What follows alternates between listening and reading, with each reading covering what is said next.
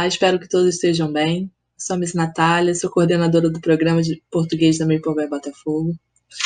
E, em conjunto com a direção pedagógica, nós preparamos esse documento com algumas orientações para as famílias dos alunos do IK e do Year One que estão agora no processo de alfabetização.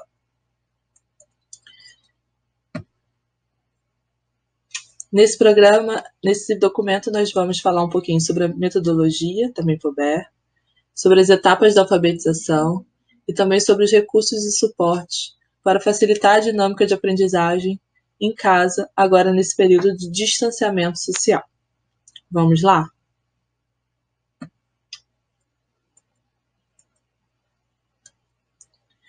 Bom, no programa de português, a nossa fundamentação teórica está calcada na abordagem socioconstrutivista. Ou seja, essa abordagem engloba a teoria do Jean Piaget, do Vygotsky e também da Emília Ferreira. O nosso trabalho está baseado na construção do conhecimento do próprio aluno, em conjunto com o papel atuante do professor como mediador desse processo. Nesse caso, muitas vezes, o adulto que acompanha as crianças em casa vai estar atuando como mediador.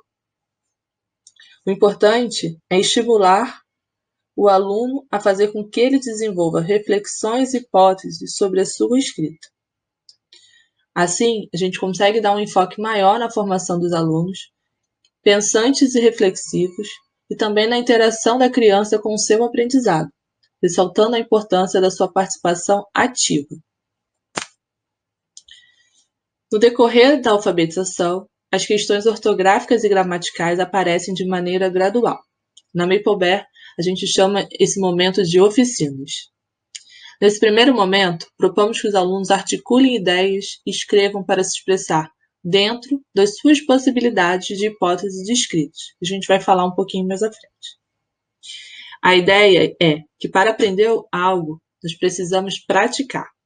Da mesma forma que quando bebês, as crianças fazem diversas tentativas, desde começar a balbuciar sílabas até a construção de palavras e formação de frases.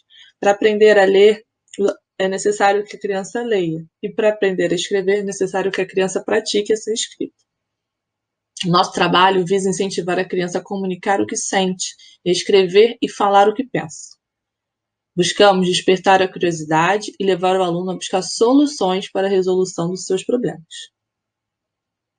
Aos poucos, a criança vai adquirindo uma consciência fonológica, ou seja, o conhecimento dos sons das letras, e vai tentando escrever de acordo com o que imagina que seja a formação dessa palavra.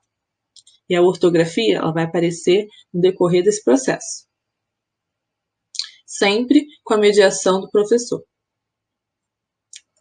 Agora a gente vai falar um pouquinho sobre as etapas de alfabetização. De acordo com Emília Ferreira, a criança inicia o aprendizado da escrita muito antes da vida escolar, a partir do momento que ela está inserida nesse contexto social onde o código está presente. Ou seja, a criança já tem contato com a escrita desde os primeiros meses, quando ela visualiza um outdoor, quando ela vê um livro dentro de casa. A autora afirma que a evolução da escrita ela passa por algumas hipóteses, que são elas: a hipótese pré-silábica, a hipótese silábica, a hipótese silábico-alfabética e a hipótese alfabética. Um ponto muito importante é que quando a criança alcança a última hipótese, que é a hipótese alfabética, ela não está necessariamente, de fato, totalmente alfabetizada. Na Maple, a gente entende que a alfabetização é um processo que se inicia no IK e vai terminar lá no final do segundo ano do ensino fundamental. Falando um pouquinho da hipótese pré-silábica, é muito comum que a gente veja na escrita da criança que ela pode usar diferentes tipos de símbolos, letras e até mesmo número na escrita de determinadas palavras. E é muito comum também que ela use as letras do próprio nome. A criança nesse estágio, ela não pensa muito na quantidade de letras, ela não faz nenhum tipo de associação com o som que ela está ouvindo. Então, ela sabe que ela precisa usar letras, muitas vezes ela começa a perceber que não pode ser letras iguais, então ela bota letras aleatórias, e que menos de 3 letras ela não forma uma palavra. Então, é comum que na escrita apareçam muitas letras para poder escrever, por exemplo, a palavra boi. Aqui é um exemplo dessa escrita pré-silábica. A gente faz as sondagens desde o IK. Então, a escrita seria camelo, zebra, sapo, onça e uma frase: a zebra fugiu. Indo agora para a escrita silábica, né? Inicialmente, elas não têm nenhum valor sonoro, né? Em alguns momentos, pode ter o valor sonoro apenas da vogal ou o valor sonoro apenas da consoante. Ao longo da etapa, o aluno descobre que as palavras elas têm pedaços, que muitas vezes, para representar cada sílaba, ela precisa de apenas uma letra. E ela mantém a ideia de que menos de 3 letras ela não pode escrever uma palavra. E ao longo do final do processo dessa etapa da hipótese silábica, o aluno consegue perceber que tem um valor sonoro convencional nas vogais e muitas vezes nas consoantes, como a gente vai poder ver agora no exemplo seguinte. Por exemplo, para escrever a palavra camelo, mesmo ela não iniciando com K, o E e o O, que são sílabas fortes, né? Camelo, ela conseguiu identificar. Na palavra zebra, ela conseguiu identificar a letra inicial e o final da sílaba. Sapo, ela colocou as vogais.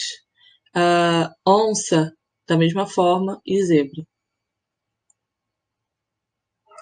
Já no estágio silábico-alfabético, essa é uma fase bem curtinha, é um período mesmo de transição do estágio silábico para o silábico-alfabético. E as características são bem sutis, né? Ela já consegue identificar uma letra para cada sílaba, ela já entende que isso passa a ser suficiente. Tem horas que ela usa apenas uma letra para representar a sílaba, tem horas que ela usa mais de uma letra. O aumento progressivo do valor sonoro de cada sílaba também acontece, e aos poucos a produção se aproxima da escrita alfabética.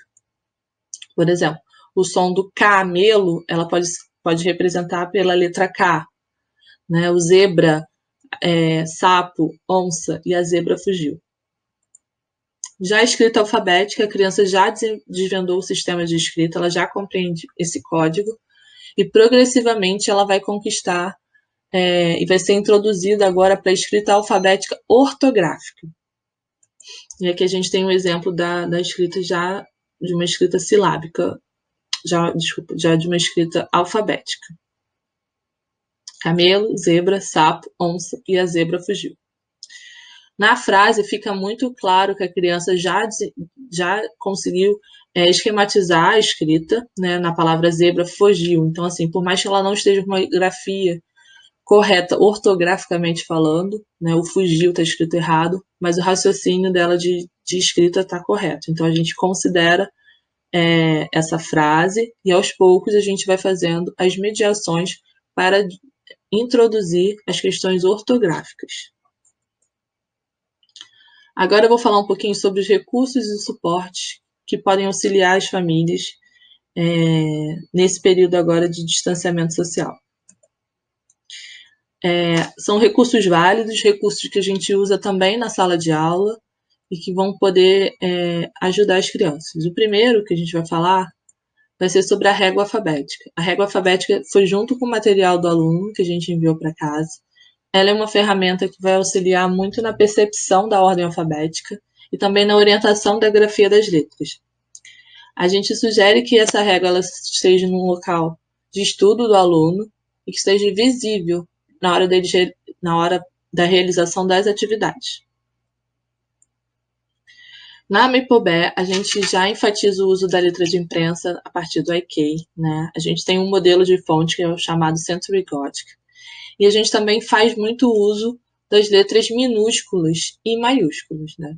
Nesse caso, as letras minúsculas elas são ensinadas primeiras, porque um pouquinho mais lá na frente, isso vai facilitar na introdução da letra cursiva, que vai acontecer no segundo semestre do Year One, né? E por que o uso prioritário da letra minúscula? Porque é o que a gente usa com mais frequência, né? Ao longo das oficinas, os alunos também vão aprender sobre o uso da letra maiúscula e minúscula quando a gente abordar os assuntos sobre substantivo próprio e comum.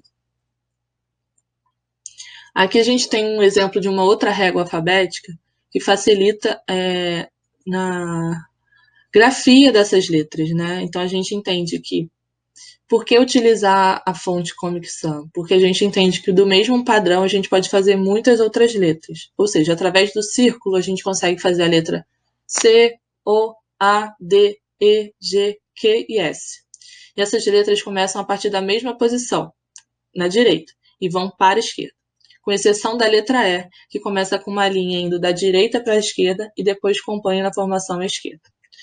A letra S também é diferente. Ela começa com um círculo e depois muda a sua direção. Tem também as letras com linhas retas, que é a letra I, J, L, T, R, H, F, K, B e P. Essas letras elas começam com uma linha reta, com exceção do F, e o I e o J recebem um ponto depois que a parte inicial da letra já estiver traçada. Agora a gente consegue ver as letras arredondadas, que é a letra N, M e U. Essas letras começam com um movimento para baixo e tem uma parte curvada. Os Vs, a letra V, W, Y, X e Z, são letras baseadas nas linhas retas ou Vs. O Z é o mais complexo de fazer porque ele tem um movimento de V invertido, ou seja, na horizontal. Vocês também receberam, junto com o material do aluno, um conjunto de letras móveis. As letras móveis são excelentes para o momento da alfabetização, uma vez que a criança pode aprender por meio de brincadeiras. Além disso, as letras móveis facilitam a construção das palavras, pois são um instrumento concreto e facilitador da elaboração do pensamento. A partir das letras móveis, a gente pode trabalhar escrita de nomes, jogo da forca, fazer lista de palavras. Existem diversas atividades que vocês podem utilizar as letras móveis como recurso. Uma atividade facilitadora para a criança avançar uma hipótese é separar determinadas palavras, colocar em saquinhos diferentes, palavras previamente selecionadas e pedir para a criança escreva utilizando aquelas palavras. Vou pegar a palavra camelo, por exemplo. Vou separar todas as letras da palavra camelo, vou colocar agrupada num saquinho e vou pedir para a criança escrever usando aquelas letras a palavra camelo. Então ela vai ter que pensar e formular e refletir sobre a escrita de qual é a primeira letra da palavra camelo, a letra que vem em seguida e assim por diante. Outras atividades que ajudam a desenvolver esse processo de alfabetização. Bingo. Seja bingo de letra, de palavra, bingo de nome de familiares, dominó com nomes, dominó com nomes e figuras, caça-palavras, pode ser caça-palavra ou pode ser caça-letra, ou vocês podem inovar colocando também nome de familiares, nome de histórias, de filmes, de brincadeiras, jogo da memória com letras, palavras, desenhos, quebra-cabeça variados com gravuras, nomes e letras, fazer pescaria de nomes, trabalhar bastante com as letras iniciais, trabalhar bastante as letras do alfabeto em ordem alfabética, fazer lista de palavras com uma escrita bem autônoma da criança para a gente identificar as hipóteses de escrita. E o mais importante, que estejam dentro do mesmo grupo semântico, ou seja, se eu vou trabalhar nomes, vou fazer uma lista só com nomes. Se eu vou fazer uma lista de mercado, só itens de mercado. E assim por diante. Aqui também a gente coloca alguns jogos comerciais que fazem parte do programa da Maple Bear, que é o Bingo dos Bichos, ABC animado, Montando o Alfabeto, Soletrando e Jogo da Memória de Alfabetização. Além disso, jogos e brincadeiras orais, rimas, adivinhas, telefone sem fio, jornal falado, muita leitura de poesia, quadrinha, parlendas, músicas, leitura de livros do programa.